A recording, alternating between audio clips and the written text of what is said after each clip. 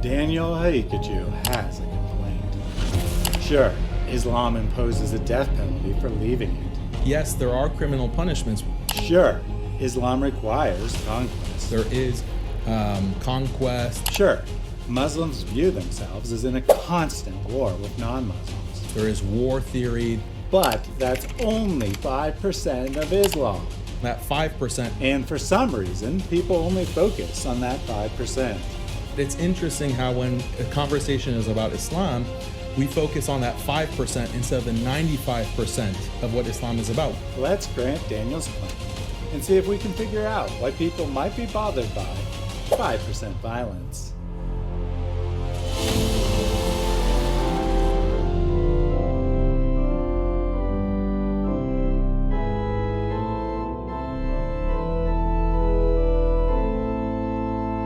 Mary, I believe that you wanted to start us off by explaining how we get to 5% violence in Islam.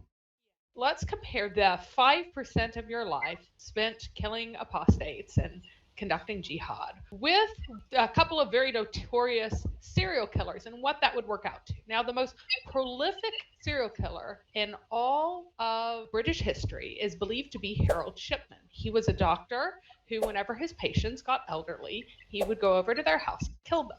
He was in a small village and he used drugs that worked pretty fast and efficiently, so it would take him approximately 1 hour to kill each of his victims.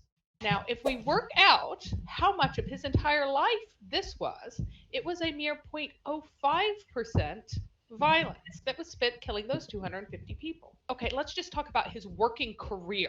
How much of his career was spent in violence, killing people? Well, you get 0.52%.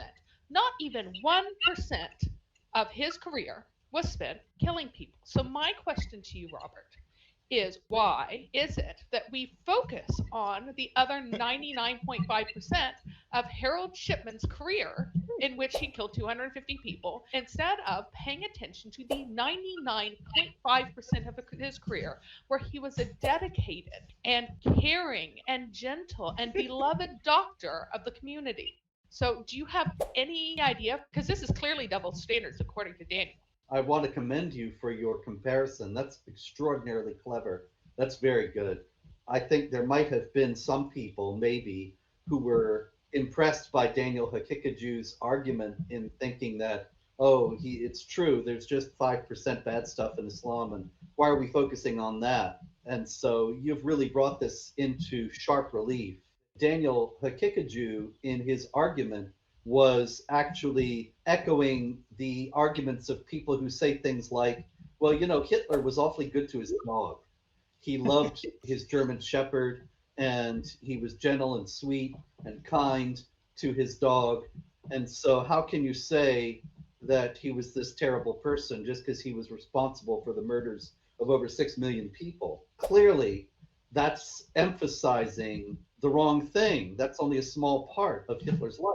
And so Daniel Hakikaju would want to divert our attention away from killing in Islam, obviously because he wants to lull Westerners into complacency regarding the nature of Islam so that there's no resistance as Islam advances in the West. When, as Rashid on the show quite correctly observed, if I had a glass of water and I told you, here's some pure, clear, cool water, and you're thirsty and you need the refreshment, drink up, but it's only 5% poison. Would you drink it? Daniel Hakikaju is exposed in this sense in trying to divert attention away from what we need to be paying attention to the most. Because if you really did have a glass of water that was poisoned, it wouldn't matter that the rest of it was pure and clear and wonderful. It matters that there's poison in it, and it matters that there's poison in Islam. And as we know, nothing can make water unclean. So Muslims should be fine with drinking that 5% poison water. And Houston made a similar comment. He said, eat up, Habibi. Only 5% of these jelly beans are poison. That's it. Don't worry about the other 95%. Just take your chances and have a few. Harold Shipman was highly admired in his society. That means that he should be judged on the 99.5% of his life in which he was beloved of the community and a pillar a pillar of the community that everyone trusted and cared for in his small town. Let's take it down from this true pillar of the community to Jeffrey Dahmer. Now, he did not have a bad reputation either. He was gainfully employed for most of his life. He was self-supporting for most of his life. He had a few periods of unemployment, but overall, he was a net contributor to society, except for the small detail that he slaughtered and cannibalized 17 people. Because of his position in society, it took him much longer to deal with each individual because he had to hunt them, dispose of their body, everything else. So let's say it took him the equivalent of 2 working weeks for every person that he disposed of. Even that would still run us at 0.45% violence for his entire lifetime, because obviously he wasn't doing this during his working hours. So it wouldn't be fair to put this into his professional time. This is his hobby, not part of his profession, unlike Harold Shipman.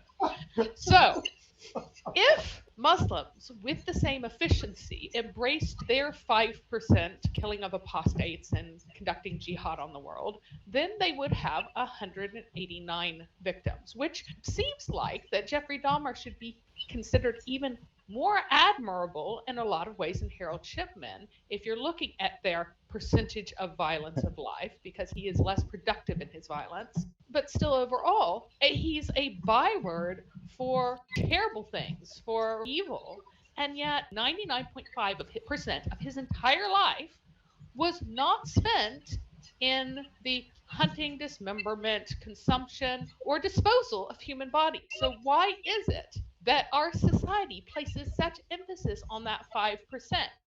Daniel would have you believe, is that like some form of double standard? Oh my gosh, without breaking my microphone, can I just drop the mic for Mary? I'm like, and it's finished. I have nothing to add.